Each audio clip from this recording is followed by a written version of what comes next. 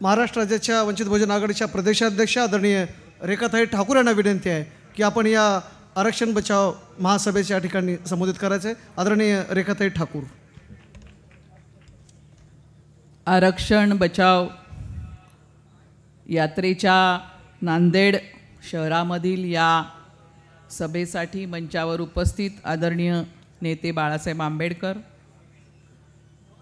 मंचावर उपस्थित माझे सर्व सहकारी, वंचित बहुजन आघाडीचे सर्व राज्याचे, जिल्ह्याचे, शहराचे पदाधिकारी, महिला आघाडीच्या सर्व पदाधिकारी आणि समोर उपस्थित नांदेडमधील नागरिक बंधू भगिनींनो,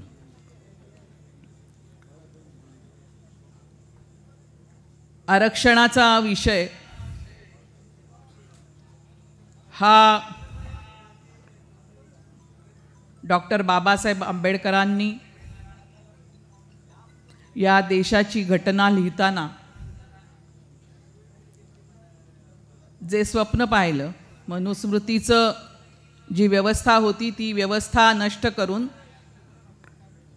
या ठिकाणी समतेवर, बंधुतेवर आधारित एक समाज निर्मितीचं स्वप्न पाहिलं आणि म्हणून अनेक असे कार्यक्रम संविधानामध्ये त्यांनी दिलेले आहेत. ज्या समाजामध्ये मुळात समतेचं मूल्य नाही, प्रचंड उच्च नीचतेच्या हजारो वर्षांच्या व्यवस्थेने, भेदाभेदाने प्रचंड विषमता निर्माण केलेली आहे, त्या समाजाला जर का समतेकडे घेऊन जायचं असेल तर त्याच्यावर विशेष उपाययोजना कराव्या लागतात. आणि म्हणून आरक्षणाचं तत्व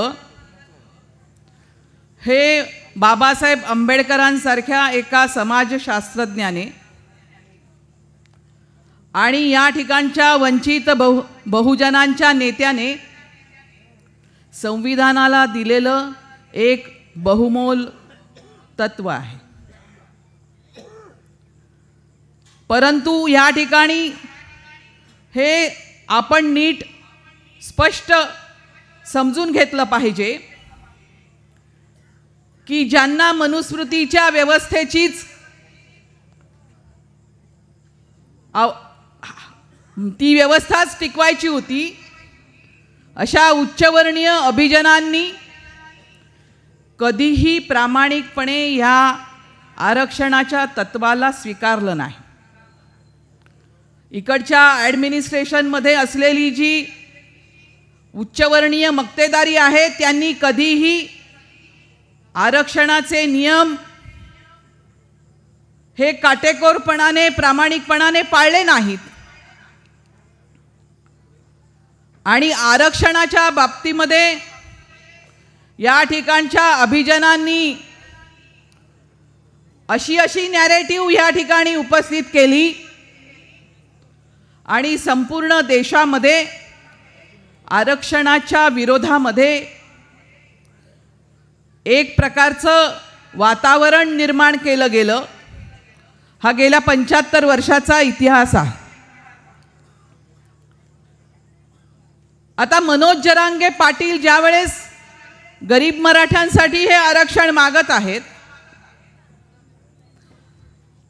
त्यावेळेस त्यांना हे आरक्षणाचं तत्व जे डॉक्टर बाबासाहेब आंबेडकरांना अभिप्रेत आहे हे मान्य आहे का?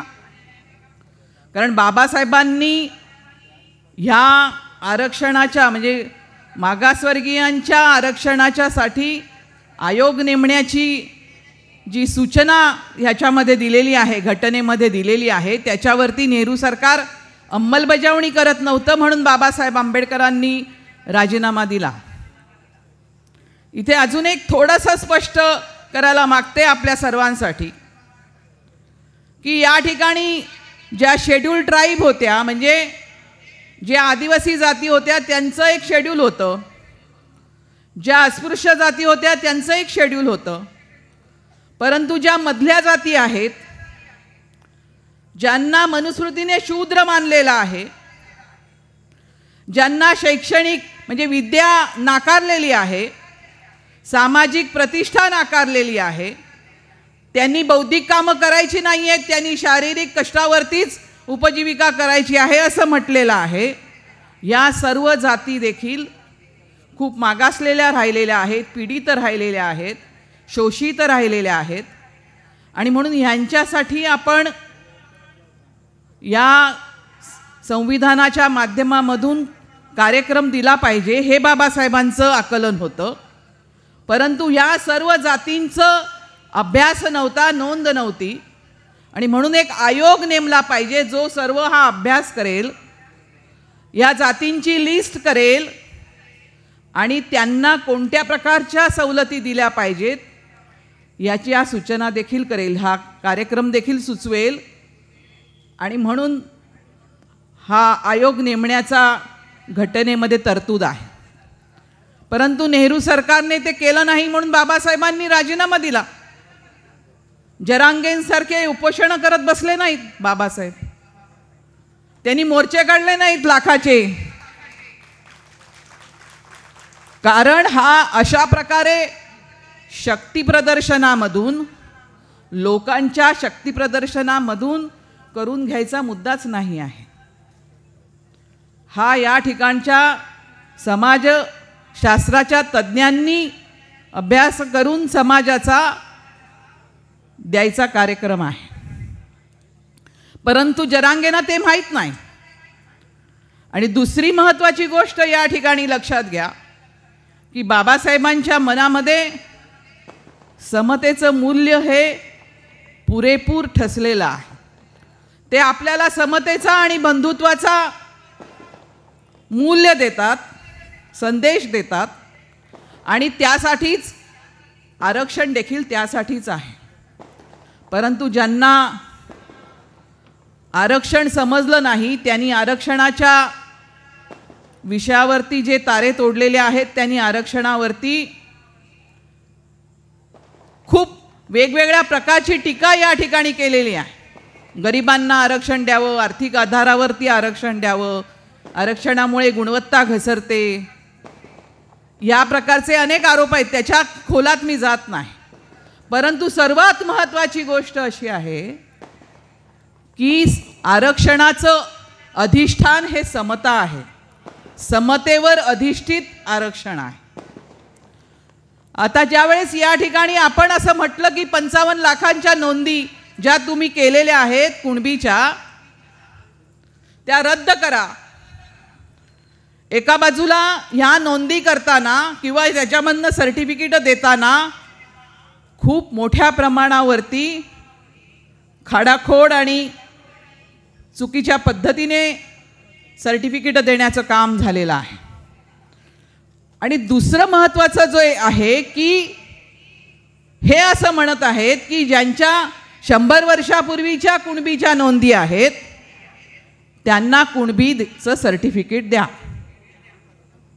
आमचं ह्यालाच चॅलेंज आहे. 100 वर्षापूर्वी या महाराष्ट्रामध्ये जे कुणबी होते, जे शेती कसत होते, ते कुणबी खरंच कुणबी होते. परंतु ह्या कुणब्यांचं सरंजामीकरण करण्याचं एक राजकारण महाराष्ट्रामध्ये झालं. मराठा ही जात नव्हती. ही मराठा जात ह्या सरंजामीकरणामधून निर्माण झाली. आणि म्हणून आपण असं बघितलं की यशवंतराव चव्हाणांनी बहुजनांचं राज्य निर्माण करण्यासाठी महाराष्ट्राचा कलश आणला असं म्हटलं तरी प्रत्यक्षात महाराष्ट्र राज्य हे सर्व बहुजनांचं, सर्व जाती धर्मांचं झालं नाही. तर ते विशिष्ट मराठ्यांमधल्या विशिष्ट घराण्यांचं राज्य आज झालेलं आहे.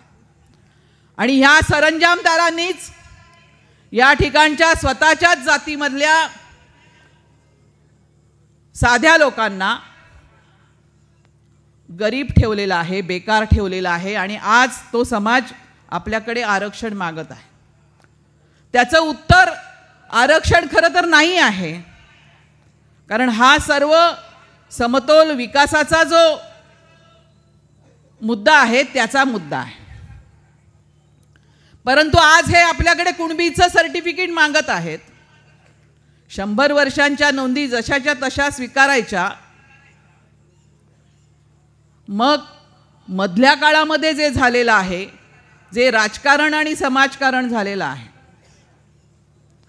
आणि माझं म्हणणं असं आहे की इथला गरीब मराठा जो आहे त्याच्याबद्दल आम्हाला सहानुभूती आहे, परंतु आपण बघतो आहोत की आज जो व्यवहार तो ओबीसींबरोबर करत आहे, ओबीसींनी स्वतःच्या हक्काचा आवाज उठवल्यानंतर त्याच्यावरती जी दडपशाही करत आहे हा समाज, याचं कारण त्याच्या मनामध्ये समतेचं मूल्य नाही, रुजवले गेलं नाही, त्याचा संस्कार नाही, स्वतःला उच्च समजतात. आणि म्हणून स्वतःच्या जातीमध्ये सुद्धा लग्न संबंध करताना ही उच्चनीचता पाहिली जाते. कोणीतरी मगाशी 96 कुळीचा विषय काढला. तर अशा प्रकारचं हे जे आहे, माझं मराठा बांधवांना आवाहन आहे का ही फक्त राजकीय लढाई नाही आहे. आपल्याला जर का समाज घडवायचा असेल, आपल्याला जर का या ठिकाणी एक संस्कृती घडवायची असेल जी समतेवर आणि बंधुत्वावरती आधारित असेल, तर त्यांनी देखील हात पुढे केला पाहिजे आणि पुढे आलं पाहिजे. आणि स्वतःच्या मनामध्ये असले जे उच्च नीचतेचे भेदभावाचे मूल्य आहेत ते टाकून दिले पाहिजेत. म्हणजे एका बाजूला या ठिकाणच्या ओबीसींनी स्वतःच्या हक्कासाठी आवाज उठवला पाहिजे, लढायला तयार असलं पाहिजे, स्वतःवरती अन्याय करणाऱ्यांच्या विरोधामध्ये 4 हात करायला उभं राहिलं पाहिजे. आणि हेच करायला आज आपण या ठिकाणी उभे आहोत. महाराष्ट्राच्या गावागावामधून जो पिथरलेला, असुरक्षित स्वतःला समजणारा, घाबरलेला जो ओबीसी आहे त्याच्या पाठीशी आज वंचित बहुजन आघाडी उभी आहे. कारण हे जे सर्व हा जो समाज आहे, या समाजामध्ये आपल्याला काहीतरी घडवायचं आहे. या ठिकाणी संविधानाने दिलेली कायदे आपल्याला पाळायचे आहेत.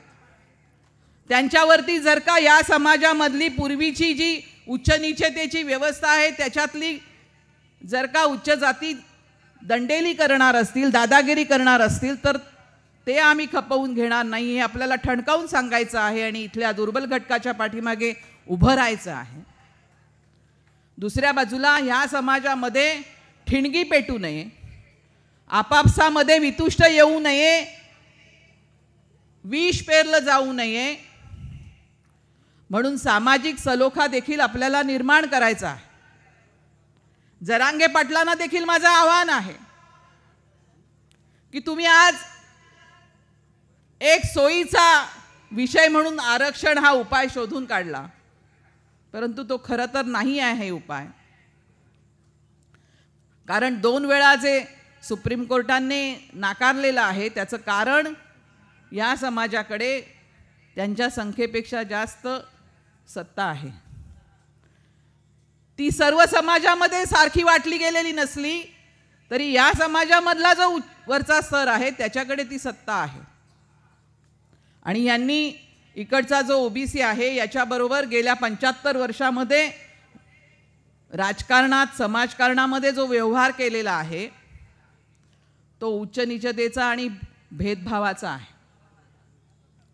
आपल्याला हे सर्व बदलायचं आहे आणि म्हणून आपण महाराष्ट्राच्या राजकारणामध्ये वंचित बहुजनांच्या हातामध्ये सत्ता देण्याची भूमिका घेऊन हा जो भेदभाव राजकारणामध्ये झालेला आहे तो दूर करण्याचा प्रयत्न करण्याची लढाई देखील आपण खेळत आहोत. आज ज्या वेळेस आपण मराठा बांधवांना पाठिंबा देत होतो त्यावेळेस सह्याद्री गेस्ट हाऊसमध्ये जी मीटिंग झाली होती त्याच्यामध्ये बाळासाहेब आंबेडकरांनी पाठवलं होतं वंचित बहुजन आघाडीची प्रतिनिधी म्हणून. आणि त्यावेळेस महाराष्ट्राच्या सरकारला आपण विनंती देखील केली होती की मनोज जरांगे पाटलांची प्रकृती अत्यवस्थ आहे, त्यांना तुम्ही वाचवलं पाहिजे. अशी एक सामाजिक सौहार्दाची भूमिका आपण निभावलेली आहे. परंतु नंतर आपण एक म्हणत होतो की ताट वेगळं ठेवलं पाहिजे, कोटा स्वतंत्र असला पाहिजे, ओबीसीला आधीच त्यांचा जे काही संख्या आहे त्याच्या प्रमाणामध्ये दिलेलं नाही. 52% समूहाला 27% म्हणजे निम्मच दिलेलं आहे, अर्धी भाकर आहे, त्याच्यामध्ये यांना घुसवता येणार नाही. आणि दुसरं ते त्याच्या निकषामध्ये, सामाजिक मागासलेपणाच्या निकषामध्ये, शैक्षणिक मागासलेपणाच्या निकषामध्ये देखील बसत नाहीत. त्यामुळे त्यांना त्याच्यामध्ये आपल्याला बसवता येणार नाही हे आपण सांगत होतो. परंतु आपल्या नाकाखालून सर्टिफिकेट वाटण्याचं काम झालेलं आहे. एका कार्यकर्त्याने मला प्रश्न विचारला की ताई आपली भूमिका एकदम मराठ्यांच्या विरोधात कशी गेली, आम्हाला मराठे गावातले विचारतात. आपली भूमिका अजिबात मराठ्यांच्या विरोधामध्ये गेलेली नाही. आजही तीच भूमिका आपली आहे. परंतु तुम्हाला जर द्यायचं असेल तर ते कायदा पाळून दिलं जाईल. ओबीसींचा वाटा तुम्हाला हिसकावू दिला जाणार नाही, ही आपली ठाम भूमिका आहे आणि म्हणून आपण हे बोलतो आहोत. पण हे बोलत असताना त्या कार्यकर्त्यांनी मला असंही सांगितलं की ताई मी अशी पण सर्टिफिकेट बघितली की ज्याच्यावरती ज्या व्यक्तीचं सर्टिफिकेट आहे त्यानेच खाडाखोड करून दुसरं काहीतरी लिहिलेलं आहे. ह्या पद्धतीने सर्टिफिकेट वाटण्याचं जर का काम झालं असेल तर तो तर खूप मोठा हाहाकार आहे. हे काही ॲडमिनिस्ट्रेशन नव्हे. त्यामुळे याच्यामध्ये खूप सारे गंभीर प्रश्न आहेत. या गंभीर प्रश्नामध्ये अतिशय गंभीर भूमिका घेऊन आज वंचित बहुजन आघाडी महाराष्ट्राच्या राजकारणामध्ये उभी आहे. आणि म्हणून तुम्हाला सर्वांना आव्हान आहे की ही लढाई जी आपली आजपर्यंत अपुरी राहिलेली लढाई आहे, उत्तरेमध्ये ज्यावेळेस उत्तर प्रदेश आणि बिहारमध्ये मी ओबीसींचं राज्य येताना, ओबीसींचे मुख्यमंत्री होताना बघते, तेव्हा नेहमीच हे वाटत आलेलं आहे गेल्या 75 वर्षात की महाराष्ट्रामधली ओबीसी चळवळ कधी मोठी होईल, कधी संघटित होईल आणि कधी त्या अर्थाने संघर्षासाठी तयार होईल. मला असं वाटतं की आज त्या टप्प्यावरती आपण पोचलेलो आहोत. आणि म्हणून ही जी संधी आहे याच्यामधून आपण जे बाबासाहेबांचं स्वप्न आहे ते स्वप्न साकार करण्यासाठी, या ठिकाणी खऱ्या अर्थाने वंचित शोषितांचं आणि इथल्या फुलेंच्या भाषेत बोलायचं झालं तर शूद्रातिशूद्रांचं राज्य आणण्यासाठी आपण कटिबद्ध आहोत. आणि म्हणून आज ज्या टप्प्यावर आपण आहोत त्या टप्प्यावरती आज आपण एक कार्यक्रम जो आखलेला आहे 7 ऑगस्टचा, त्या कार्यक्रमासाठी तो फक्त कार्यक्रम नाही तर आपल्याला जे करायचं आहे, जे अपुरं राहिलेलं स्वप्न आहे बाबासाहेबांचं, ते पूर्ण करण्यासाठी असलेली ही एक संधी आहे. आणि ते पुढे घेऊन जाण्यासाठी तुम्ही सर्वांनी त्या ठिकाणी त्या शक्ती प्रदर्शन जे आपलं आहे त्याच्यामध्ये सामील झालं पाहिजे असं आवाहन मी या ठिकाणी करते आणि मी आपली रजा घेते.